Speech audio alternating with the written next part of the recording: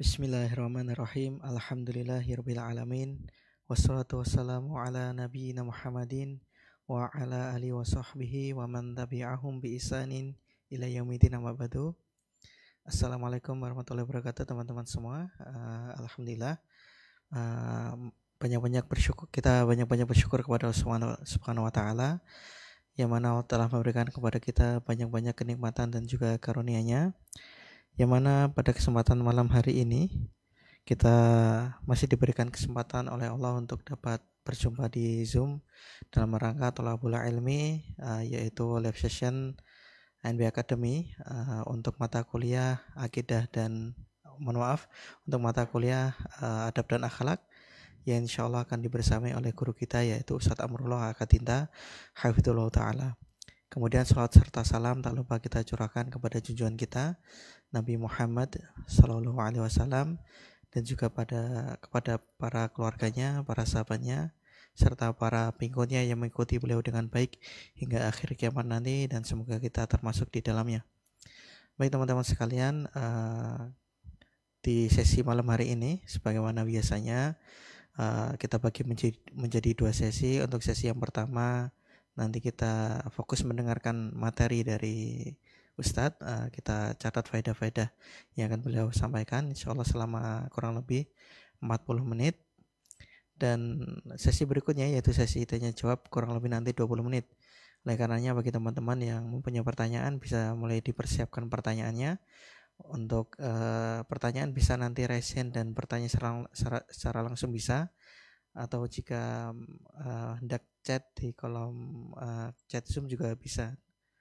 Baik, kemudian sebelum kita mulai, izinkan kami untuk mengingatkan diri kami pribadi dan juga teman-teman sekalian. Untuk yang pertama, mari kita menghadirkan niat kita untuk belajar, untuk menghilangkan kebodohan dalam diri kita, dan kita juga selalu berdoa kepada Allah semoga Allah berikan kepada kita ilmu yang bermanfaat dan juga amalan yang diterima. Dan insya Allah untuk judul atau pembahasan pada malam hari ini yaitu adab sebelum ilmu. Jadi suatu tema yang sangat menarik ya teman-teman, yang mana mungkin di akhir-akhir ini sering kita dapati mungkin di media sosial yang paling banyak ya, banyak teman-teman yang atau para penuntut ilmu yang meninggalkan adabnya.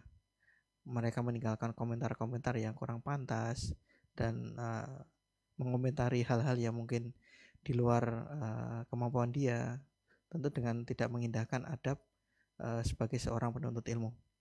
Oleh karenanya di malam hari ini mari kita memohon kepada Allah semoga Allah berikan kepada kita ilmu terutama yang berkaitan dengan adab, dan semoga dengan adab ini Allah berkahi ilmu kita. Tanpa berpanjang lebar, alhamdulillah sudah berada di tengah-tengah kita yaitu Ustadz Amrullah. Izinkan sapa dulu. Assalamualaikum warahmatullahi wabarakatuh Ustadz. Insyaallah, bagaimana kabarnya Ustadz Amrullah?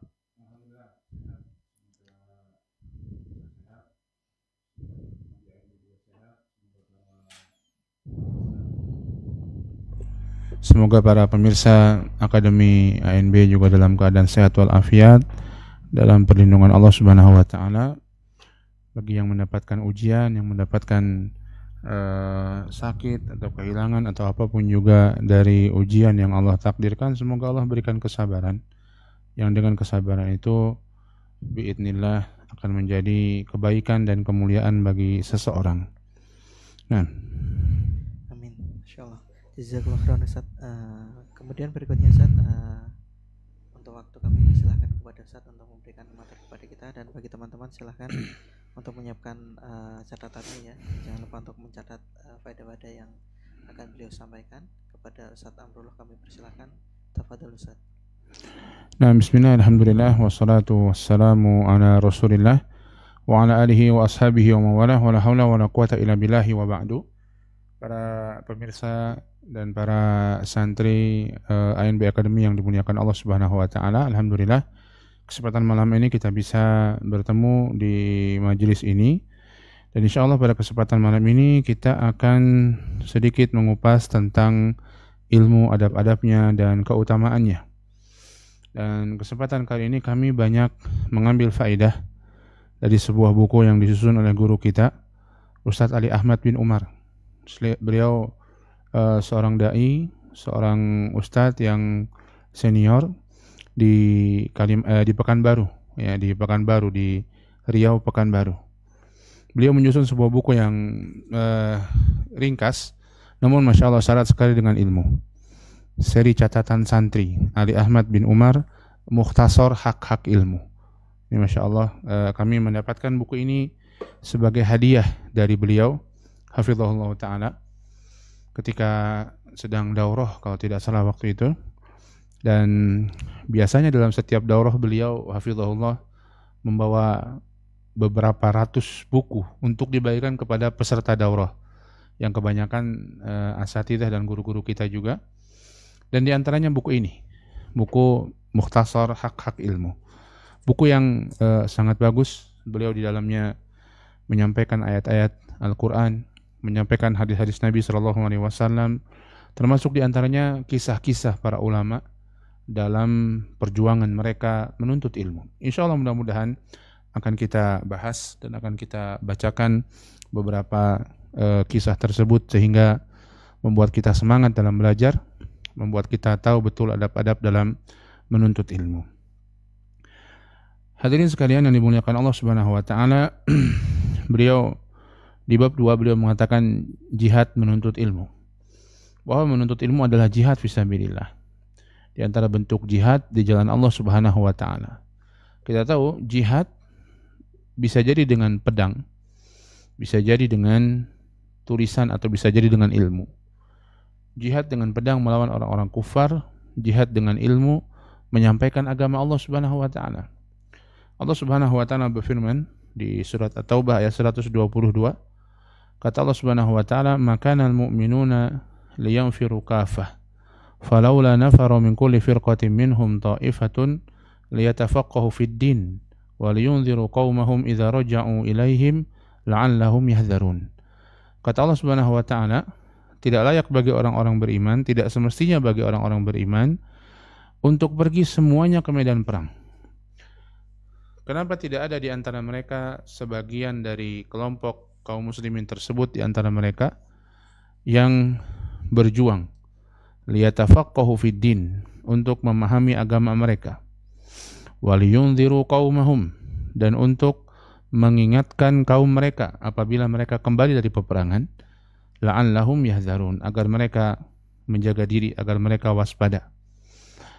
Hadirin sekalian dimuliakan Allah Subhanahu wa taala, ayat ini menjelaskan kepada kita bahwa Allah Subhanahu wa taala menjadikan atau memerintahkan kepada orang-orang yang berjihad untuk tidak semuanya berjihad, berperang di jalan Allah Subhanahu wa taala.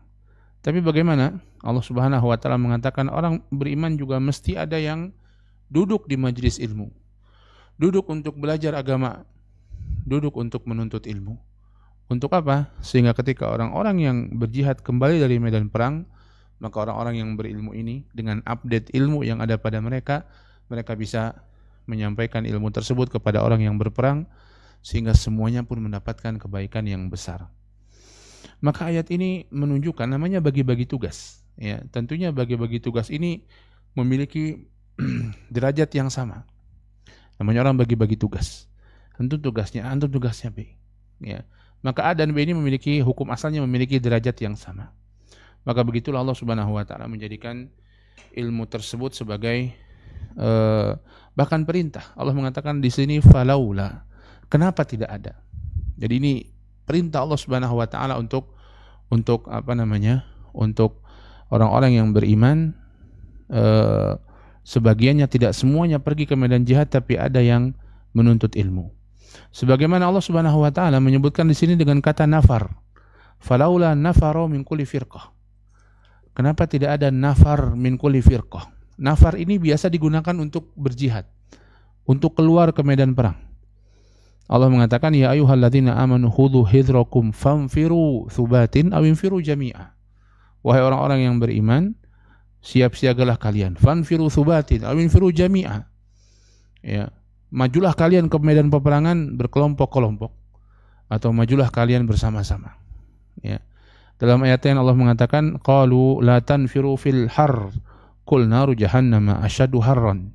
Orang-orang munafik mengatakan, la tanfiru fil har, jangan berangkat pergi ke medan perang dalam kondisi terik. Kata orang-orang munafik. Qul, katakan wahai orang-orang beriman, katakan wahai Nabi, naru jahannama asyaddu harran. Neraka jahanam lebih dahsyat panasnya. Nah, dalam ilmu ini juga digunakan kata nafar. Falaula nafaru min kulli firqatin minhum. Kenapa tidak ada yang berangkat sebagian dari mereka untuk menuntut ilmu? Subhanallah. Ya. Bahkan sebagian ulama mengatakan bahwa jihad dengan ilmu itu lebih utama daripada jihad dengan pedang. Kenapa demikian? Karena jihad dengan pedang adalah sarana. Jihad dengan ilmu adalah tujuan. Dan tujuan tentunya lebih mulia, lebih utama daripada sarana. Jihad dengan pedang. Kenapa dalam Islam disyariatkan untuk jihad dengan pedang?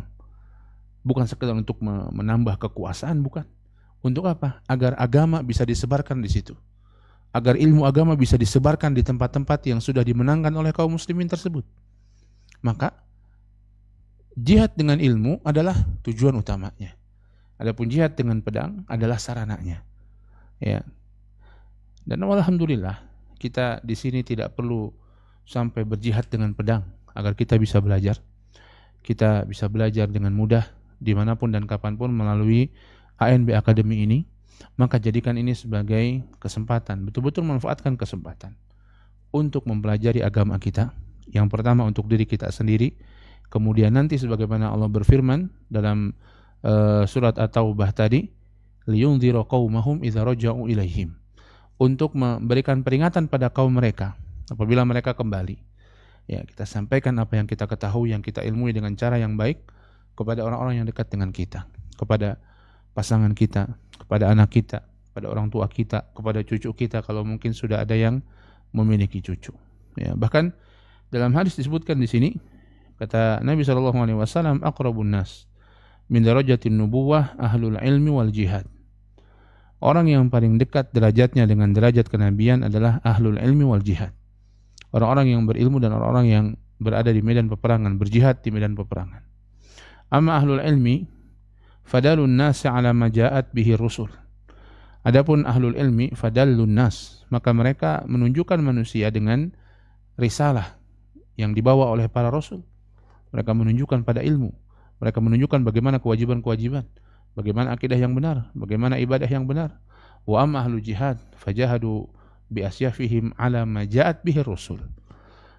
Adapun orang yang jihad, maka mereka berjihad dengan pedang-pedang mereka, membela risalah yang dibawa oleh para rasul tersebut.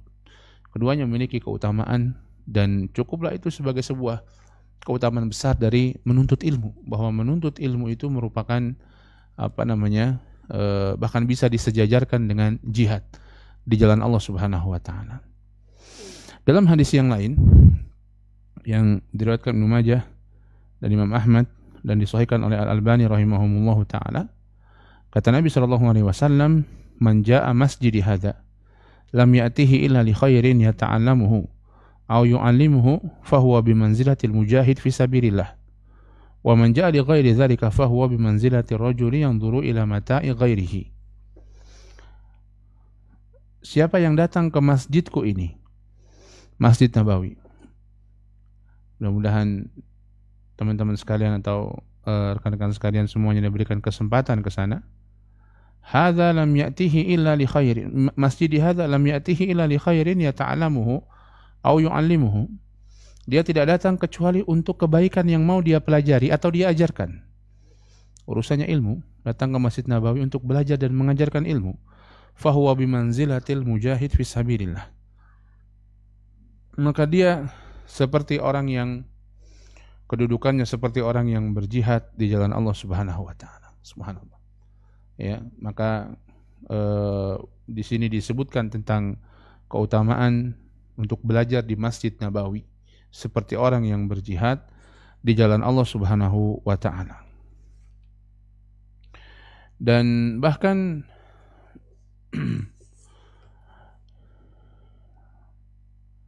di antara disebutkan oleh Allah Subhanahu wa taala, Allah mengatakan dalam surat Al-Furqan, "Fala tuti'il kafirina wajahidhum bihi jihadan kabira. Surat Al-Furqan, ini surat atau ayat ini diturunkan sebelum Nabi SAW berhijrah ke Mekah. Dan Allah Subhanahu wa taala, kita tahu kondisi hijrah atau sebelum hijrah ke Madinah, sebelum hijrah ke Madinah, kondisi di Mekah Nabi SAW tertekan. Namun dalam kondisi demikian Allah Subhanahu wa taala tetap memerintahkan Nabi berjihad. Jihadnya bukan dengan pedang tapi dengan Al-Qur'an. Allah mengatakan fala tuti'il kafirin di Al-Furqan ayat 52, fala tuti'il kafirin, jangan engkau ikuti orang-orang kafir itu wahai Muhammad, wajahidhum bihi jihadan kabira, dan berjuanglah, berjihadlah bihi dengannya, yakni dengan Al-Qur'an, untuk melawan mereka jihadan kabira, dengan jihad yang besar. Maka disebutkan oleh Allah sebagai Al-Qur'an, ilmu ini alat berjihad di jalan Allah Subhanahu wa taala, melawan orang-orang kafir yang saat itu Nabi SAW masih dalam kondisi lemah dan para sahabatnya.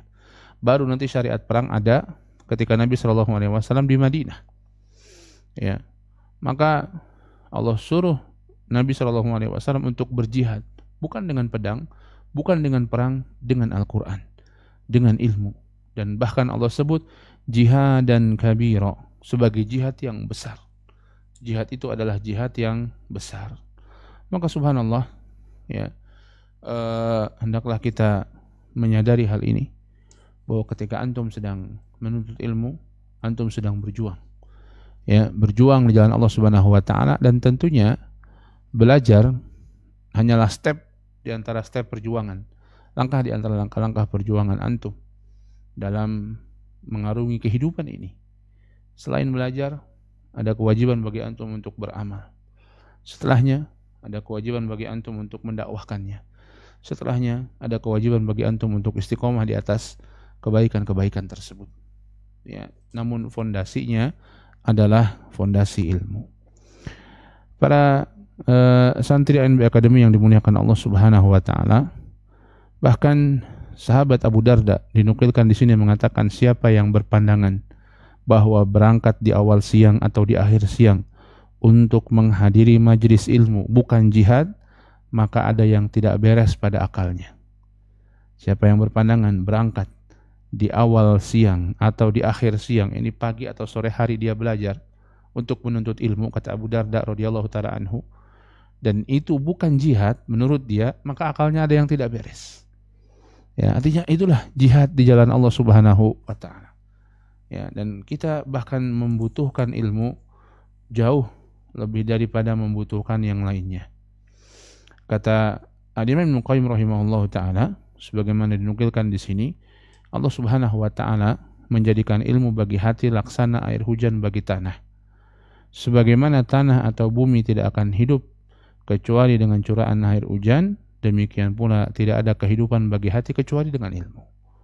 Ya, maka subhanallah. Dan kehidupan hati ini sangat penting. Ini modal kita. Modal kita kembali kepada Allah Subhanahu wa taala. Kata Allah, yauma la yanfa'u malun wala banun illa man atallaha biqalbin salim. Hari di mana tidak ada manfaatnya anak-anak dan harta yang kita bawa kecuali datang kepada Allah Subhanahu wa taala dengan membawa hati yang bersih. Masya Allah. Dan di antara hati yang bersih tersebut adalah hati yang dialiri dengan ilmu. Santri Akademi ANB yang dimuliakan Allah Subhanahu wa taala, beberapa hal yang perlu kita perhatikan dalam menuntut ilmu sebagaimana disebutkan oleh beliau hafizahullah taala di buku ini. Yang pertama, dan ini senantiasa diingatkan betul-betul ya dalam setiap amalan, karena menuntut ilmu ini adalah ibadah, maka yang namanya ibadah itu harus ikhlas dalam melakukannya, yaitu mengharapkan keridhaan Allah Subhanahu wa taala, mengharapkan wajah Allah Subhanahu wa taala. Menuntut ilmu ibadah. Kata Nabi sallallahu alaihi wasallam, "Innal malaikata tadau ajnihataha li talibil ilm ridwan bima yasna."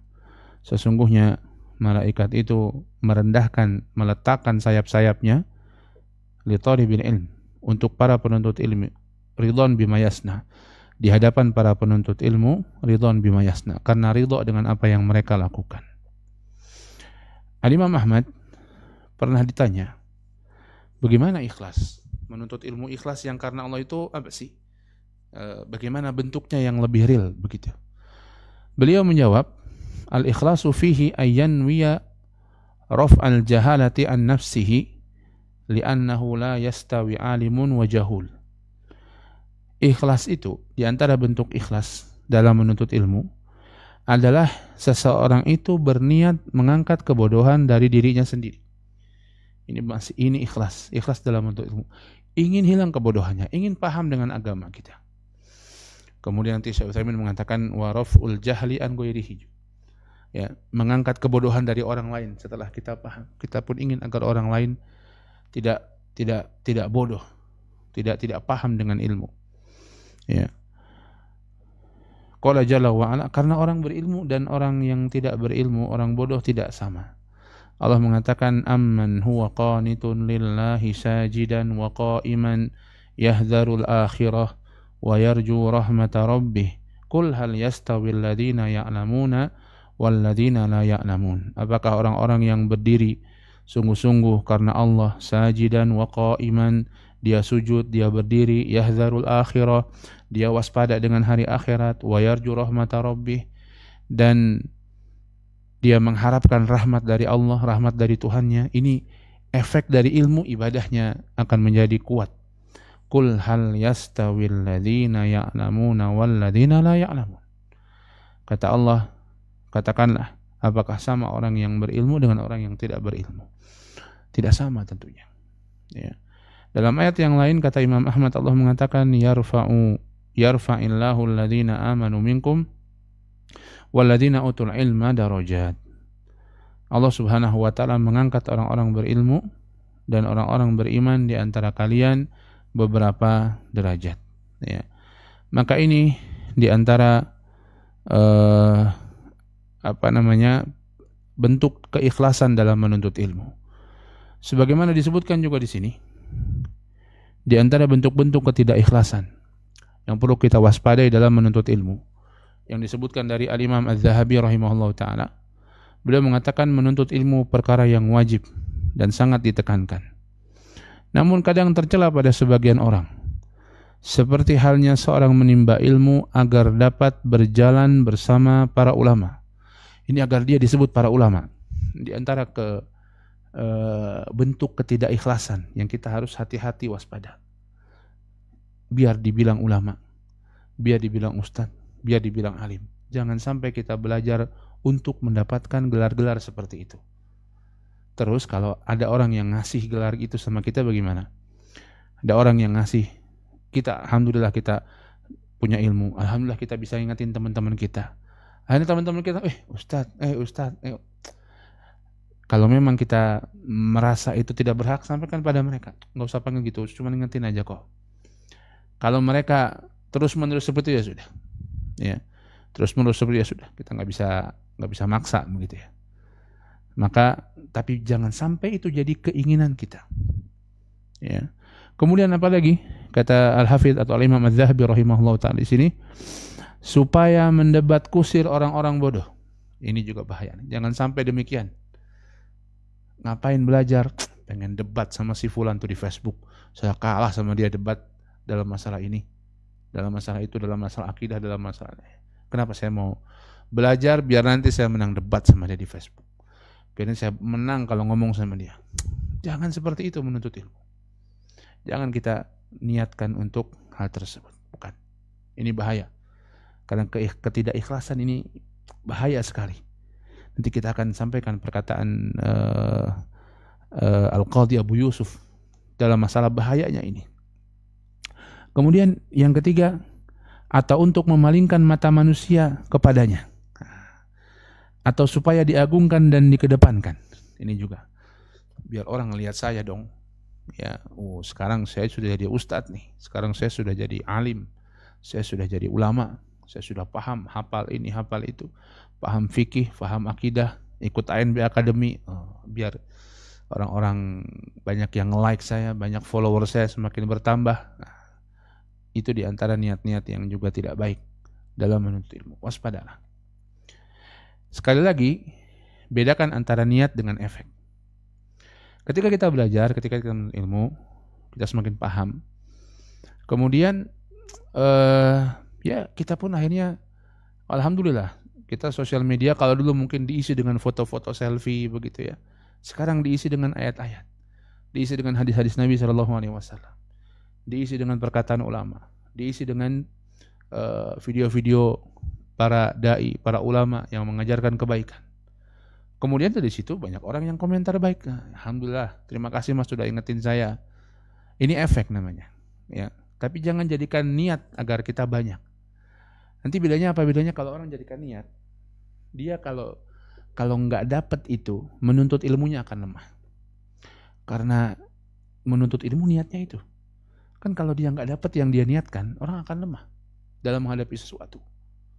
Orang kerja di sebuah perusahaan, katanya gajinya gede, banyak fasilitasnya. Dia kerja kok gajinya kecil, potong semua, gede tapi dipotong-potong, akhirnya hasilnya kecil. Lama-lama dia nggak semangat kerja. Kenapa? Nggak sesuai dengan ekspektasi dia, nggak sesuai dengan harapan dia. Maka dia nggak semangat kerja. Orang belajar kalau salah niatnya juga begitu.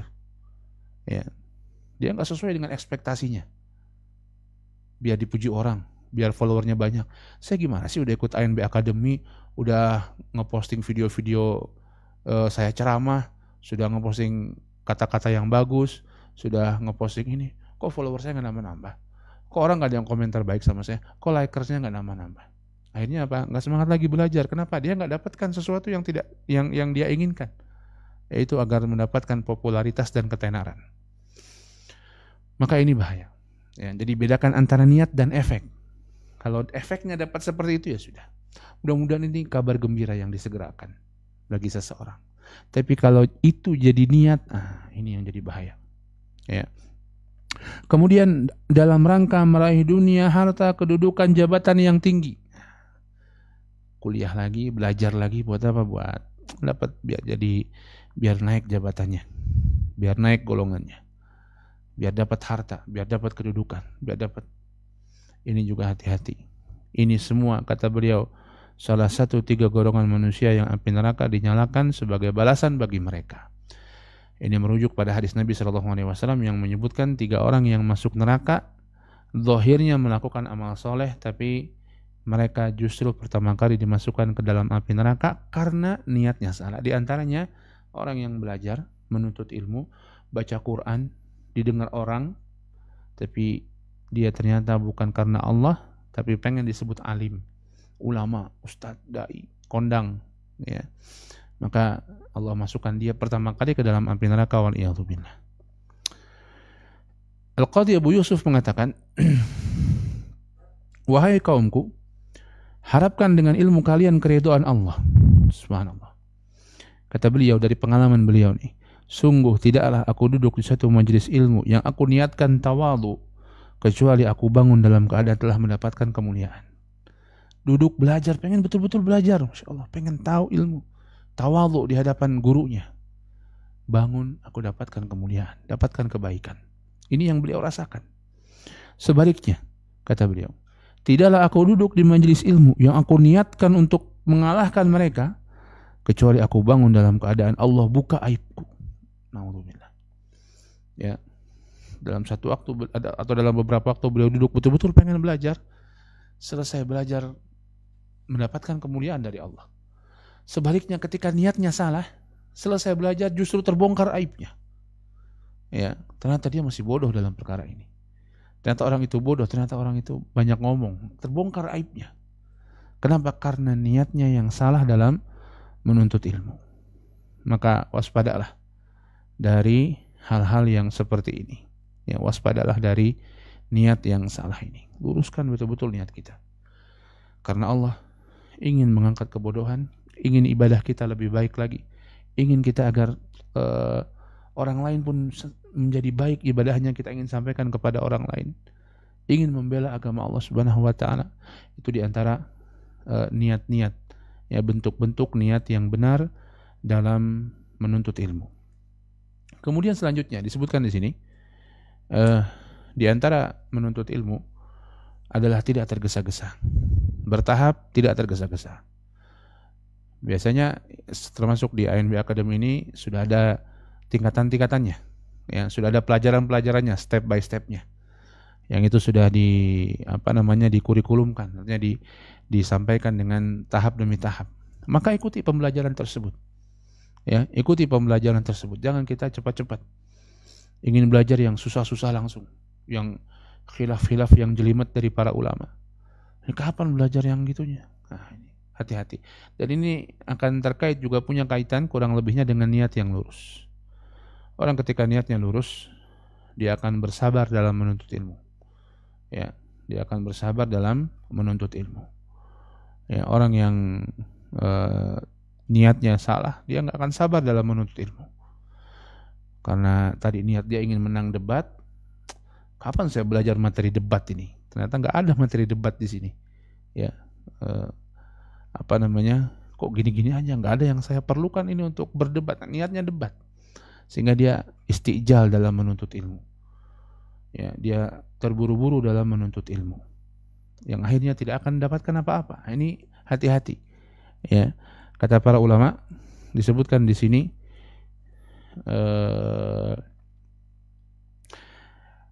nasihat dari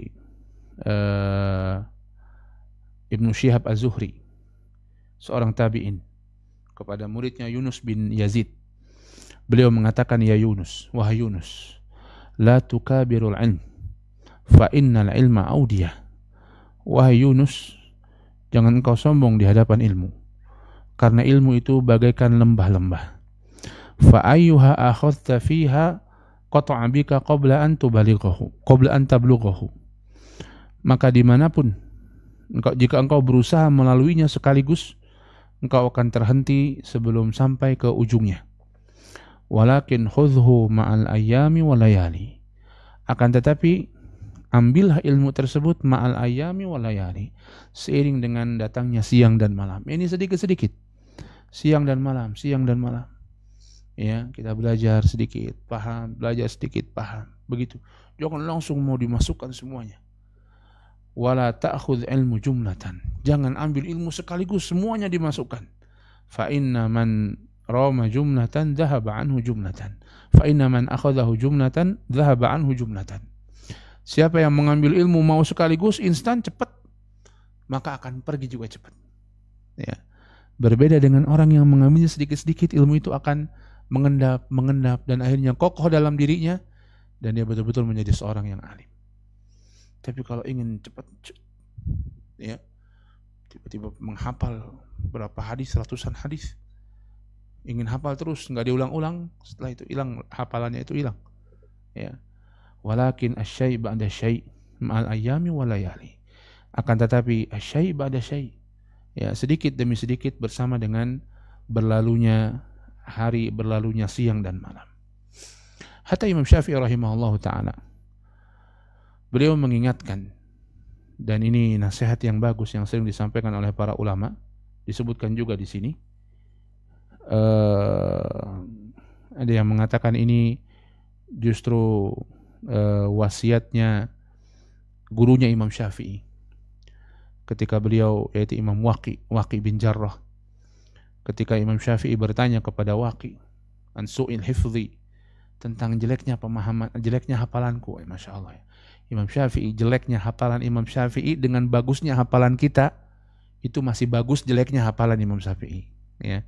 Imam Syafi'i yang hafalannya jelek dengan kita dengan hafalan bagus, itu masih jauh lebih bagus jeleknya hafalan Imam Syafi'i. Ya.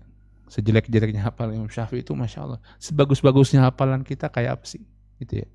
Begitupun beliau masih ngadu sama gurunya beliau, Waqi bin Jarrah, tentang jeleknya hafalan dia, susah ngapalnya. Ya, beliau saja begitu, apalagi kita harusnya lebih parah lagi ya. Kata Imam Syafi'i, kata Imam Waqi, dan Imam Syafi'i menceritakannya, menyebutkan dalam diwannya, akhi lan tanala ilma illa bisittah. Wahai saudaraku, engkau tidak akan bisa mendapatkan ilmu kecuali bisittah, dengan 6 perkara. Saunabiuka antasiriha bibayanin. Aku akan sampaikan kepadamu perinciannya dengan jelas. 6 perkara itu. Apa itu? Zaka'un wa hirsun wa ijtihadun wa bulghatun wa suhbatu ustadhin wa tuli zamanin. Zaka. Yang pertama zaka. Kecerdasan. Ini modal. Tapi tidak cukup. Orang cerdas, dia Masya Allah RAM-nya tinggi lah. Itu otaknya RAM-nya tinggi. Tapi nggak pernah dipakai. Jadinya ya sudah. Mungkin bisa jadi karatan, mungkin bisa jadi nggak manfaat. Maka kecerdasan. Tapi itu modal. Kecerdasan modal. Ya. Wahirs, kemauan keras. Ya, dari hatinya. Dia punya kemauan keras. Ya. Kemudian wajtihadin, sungguh-sungguh. Ini apa yang ditampilkan? Sungguh-sungguh betul. Ya, siang dan malam dia tidak kenal lelah. Sungguh-sungguh dalam menuntut ilmu. Kemudian yang keempat, kata Imam Waqi, wa bulghatin.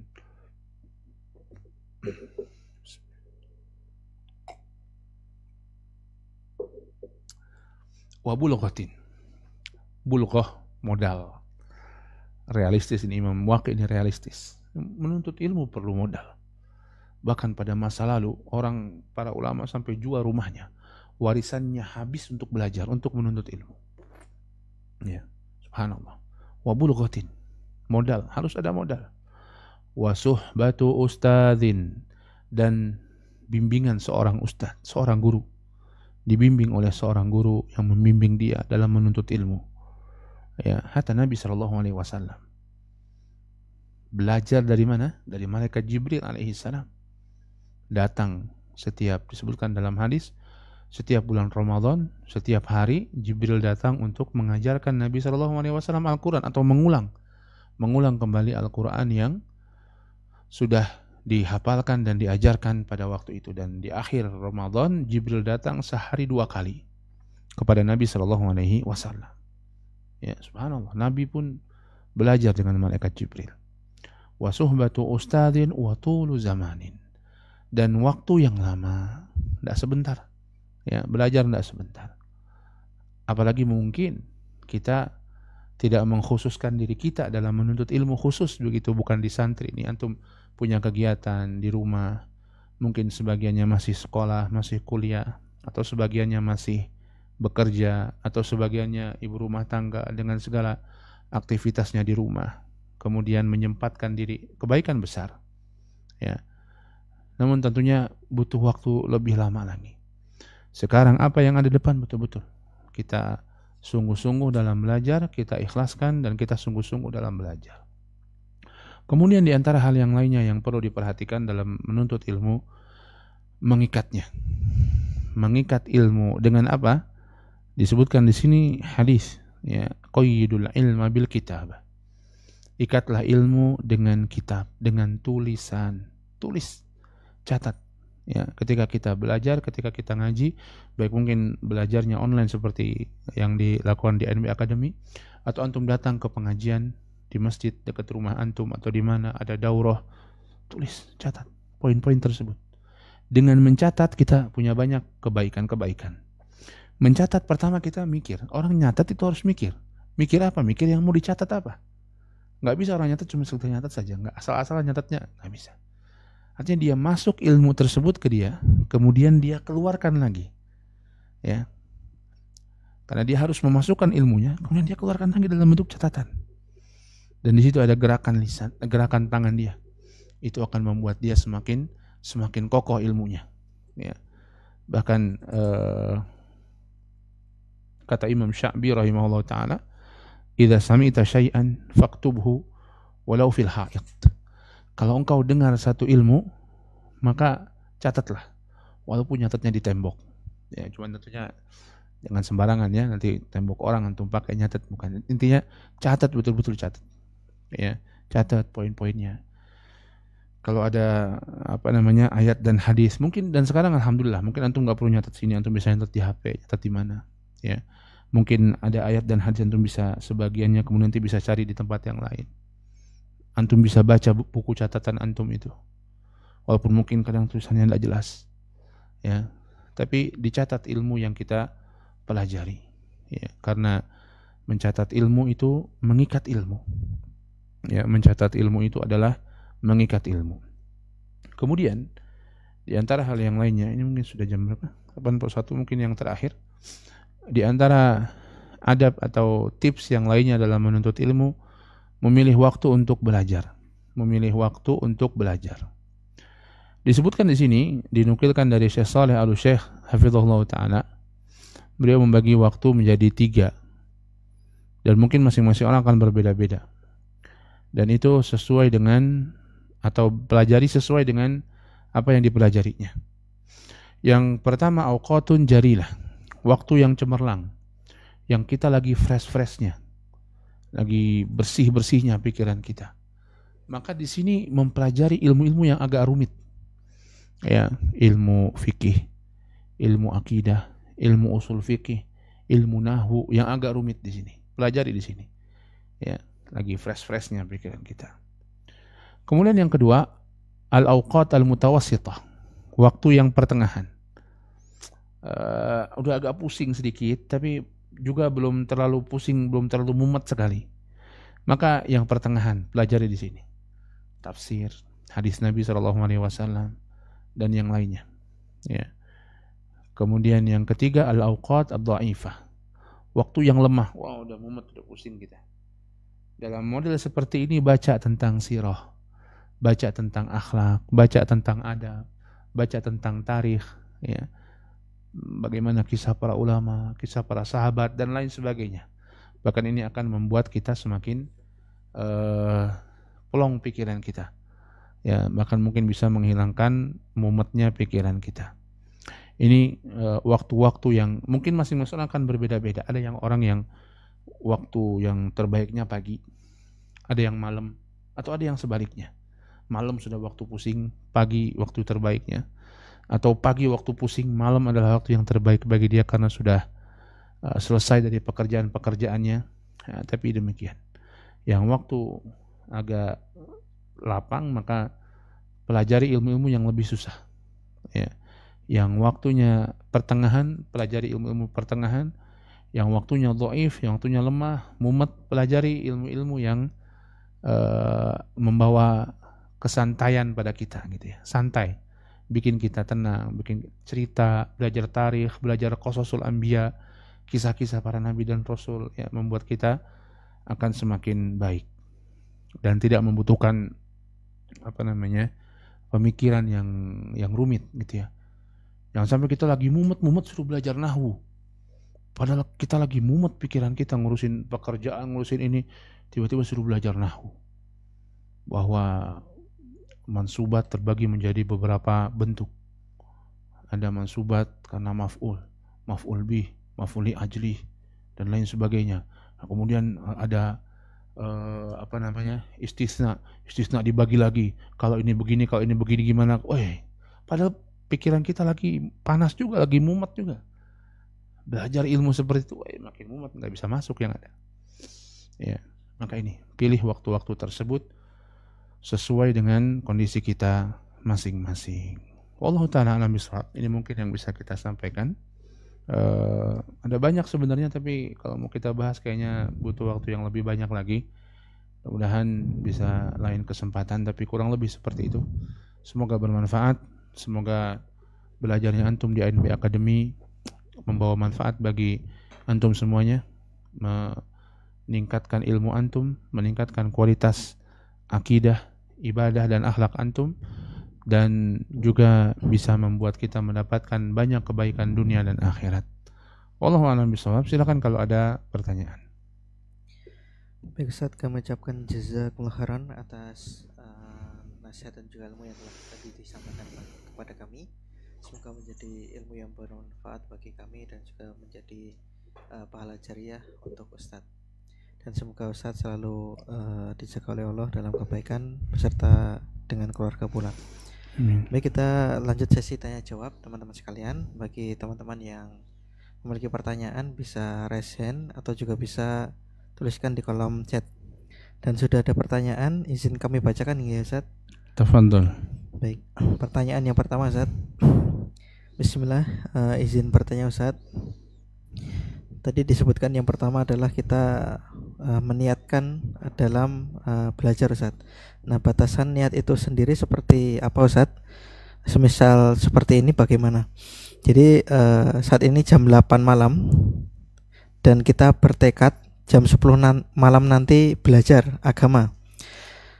Kemudian kita jam 10 malam nanti langsung belajar tanpa mengingat niat yang mungkin tadi sudah ditekadkan, Ustaz. Nah, apakah ini sudah termasuk niat atau belum, Ustaz? Dan apakah niat itu harus dilafadzkan atau tidak? Jazakumullah khairan, Ustaz. Iya, niat belajar di sini niat belajar yang ada pada dirinya. Ketika dia sudah meniatkan dengan di awal niat yang benar, dia belajar jam 10 belajar jam 10. Maka mudah-mudahan ini, dan niat ini harus kita jaga. Jangan sampai melenceng, dan setan akan berusaha di situ tuh. Setan akan berusaha untuk menggoda niat seseorang. Maka niat ini harus dijaga sebelum kita beramal, ketika kita beramal, bahkan setelah kita beramal. Sebelum beramal, setan akan goda tuh niat kita. Ya, masa kamu belajar cuma pengen gitu doang sih? Ya, niatin dong biar pengen nanti dapat harta, dapat kedudukan, dapat follower yang banyak. Selamat dari situ. Ketika kita beramal, setan bakal jaga juga, bakal goda juga tuh niat kita. Antum lagi belajar, setan datang goda. Itu masa susah-susah belajar begini, masa nggak mau antum ini sih, nggak mau antum sampein ke orang-orang sih. Saya lagi belajar ANB Academy loh, saya lagi ngerjain ujian loh. Aduh susah banget ujiannya. Posting lah biar orang pada tahu antum belajar di ANB Academy. Posting lah biar orang pada like, pada kagum sama antum. Lagi proses itu, setan akan goda juga. Setelah selesai, antum setelah tamat, tetap setan nggak putus asa menggoda antum. Ya, antum akan digoda juga. Ya, maka niat, jaga niat itu. Maka niat yang di sini bukan niat yang dilafalkan atau tidak. Niat tempatnya di hati. Antum lafalkan nggak lafalkan, ini setan terus menggoda ini. Yang penting antum menjaga niat antum di hati dengan benar. Sebelum, ketika proses belajar, dan setelah proses belajar. Setelah proses belajar jangan salah. Setan akan menggoda kita ujub, sehingga kita sombong.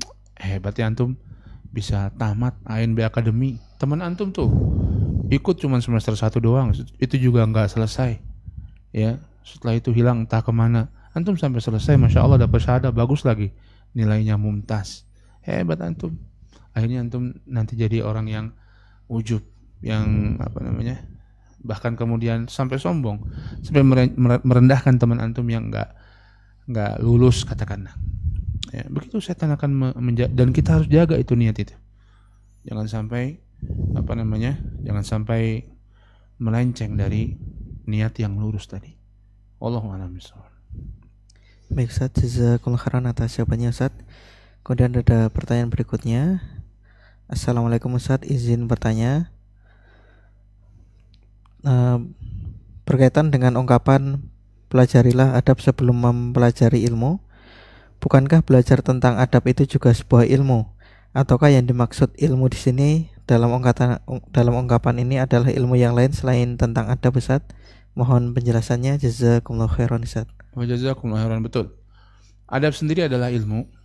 Namun wallahu taala alam bisawab, ilmu adab yang dimaksudkan dalam ungkapan ini adalah ilmu adab yang diamalkan mobil khusus terkait dengan ilmu tadi. Adab ketika kita belajar, adab ketika kita bersama guru, adab ketika kita bersama dengan teman kita, adab ketika kita berada di hadapan ilmu, bagaimana adab kita ketika kita di majelis ilmu, dan lain sebagainya. Itu yang perlu kita perhatikan sehingga ilmu kita berkah. Walaupun sedikit yang kita dapatkan, tapi ketika itu diberikan keberkahan oleh Allah, maka akan jadi kebaikan. Ya, akan jadi kebaikan insya Allah ilmu tersebut. Sebaliknya, banyak yang kita dapatkan, banyak maklumat, informasi yang kita dapatkan, tapi kalau ilmu itu tidak berkah, ya nggak ada apa-apanya, nggak ada bekasnya. Maksiat jalan terus. Hatta mungkin katakanlah orang itu hafal Quran kemudian maksiat. Jadi hafal Qurannya nggak berkah. Ya, mungkin diantaranya karena orang ini tidak perhatian dengan adab dalam belajar. Betul, adab sendiri adalah ilmu yang kemudian diamalkan. Nah, ilmunya sendiri banyak, akan macam-macam, ilmu fikih, ilmu usul fikih, ya. Yang ilmu itu belum mesti kita amalkan, ya enggak? Orang belajar tentang fikih talak, apakah harus diamalkan fikih talak? Enggak. Orang belajar fikih perceraian, apakah dia harus mengamalkan, saya ceraikan istri saya dulu sehingga saya tahu betul tentang cara menceraikan istri? Enggak kan? Nah, ini ilmu adab, ini yang mesti diamalkan dalam kaitannya dengan dia belajar. Wallahu a'lam. Baik Ustaz, pertanyaan berikutnya Ustaz. Apabila kita sudah belajar dan kemudian setelah itu kita timbul rasa ujub, yang mana yang kami ketahui ujub di sini membuat amalan menjadi sia-sia Ustaz. Nah, apakah ketika kita sudah bertaubat dari rasa ujub tadi, kita lawan, apakah pahala yang tadinya kita harapkan tadi tetap dapat kita dapatkan gitu Ustaz? Insya Allah, ketika seseorang taubat dari dosa-dosa yang bisa menghancurkan amalan, ketika dia bertaubat maka insya Allah pahalanya akan baik. Salah seorang sahabat Nabi SAW, Hakim bin Hizam, pernah bertanya kepada Nabi SAW. Beliau menyebutkan dia dulu punya amalan-amalan kebaikan, memerdekakan budak, suka ngasih orang, suka silaturahim, dan amal ibadah yang lainnya. Kemudian beliau nanya, apakah semua itu bisa aku dapatkan pahalanya dalam Islam? Dan dia melakukan itu ketika dia belum Islam, masih kafir, masih musyrik. Kata Nabi, aslamta ala ma aslafta minal khair. Engkau masuk Islam membawa kebaikan-kebaikan yang engkau lakukan dulu. Pahalanya dia dapetin. Ya, kalau dari kekufuran, kemudian dia masuk Islam, ini pahalanya didapatkan, maka yang di bawah derajat kekufuran, insya Allah akan antum dapatkan juga. Antum pernah riya dengan ibadah antum. Yang riya itu bisa menyebabkan ibadah antum gak ada nilainya di sisi Allah, hilang pahalanya. Dan antum kemudian satu saat taubat dari riya atas ibadah tadi. Pernah umroh tapi riya dulu, sekarang taubat. Apakah pahala umrohnya ini bisa kembali? Insya Allah. Wallahu a'lam bishawab. Insyaallah. Jazakumullah khairan Ustaz atas jawabannya. Dari teman-teman, apakah ada pertanyaan lagi? Bisa resen atau chat ya. Jika tidak ada, mungkin kita cukupkan. Atau mungkin dari Ustaz ada tambahan lagi Ustaz? Cukup insya Allah. Mudah-mudahan para santri sekalian bisa mengikuti pelajaran dengan baik dan berusahalah untuk sebagaimana tadi, ikhlaskan niat, luruskan niat, kemudian kita mencatat, kemudian pilih waktu-waktu yang terbaik untuk membuka videonya untuk belajar, ya, sehingga betul-betul kita bisa meresap ilmu tersebut ke dalam hati kita dengan sebaik-baiknya. Wallahu a'lam bishawab. Baik Ustaz, kami ucapkan jazakumullah khairan sekali lagi kepada Ustaz atas banyak nasihat dan juga ilmu yang telah disampaikan kepada kami, dan juga dari jawaban-jawaban tadi atas pertanyaan dari teman-teman. Semoga menjadi ilmu yang bermanfaat bagi kami semua dan menjadi penambah pahala kebaikan bagi Ustaz. Dan kami doakan semoga Ustaz dan juga keluarga senantiasa Allah jaga dalam kebaikan. Demikian lawasan malam hari ini teman-teman semua. Nasihat malam ini semoga benar-benar kita pegang teguh, terutama ketika kita sedang belajar, baik di HNP Academy maupun di majelis ilmu lainnya. Dan semoga dengan